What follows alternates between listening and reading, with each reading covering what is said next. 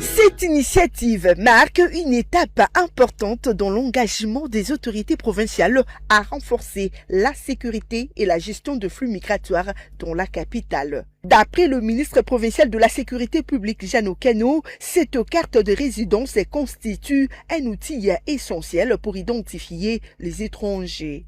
Il n'est secret pour personne que la carte de résidence est un outil essentiel pour identifier et suivre les étrangers présents sur le territoire national, plus particulièrement dans le ressort de la ville-province de Kinshasa, capitale de la République démocratique du Congo. Elle contribue à améliorer la sécurité publique, à lutter contre l'immigration clandestine et à promouvoir une intégration harmonieuse des étrangers dans notre société. Loin d'être un simple instrument d'identification, l'outil revêt une portée économique, celle de maximiser davantage les recettes provinciales, telles que soulignées par le ministre provincial de Finances, Magloire Kabemba, au cours de cette cérémonie de lancement officielle. La ville de Kinshasa est confrontée à d'énormes défis qu'il faut relever.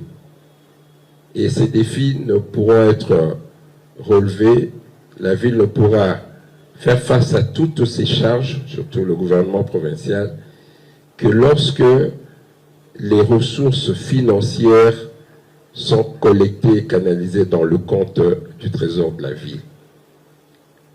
Et ces ressources ne peuvent être collectées qu'auprès de la population.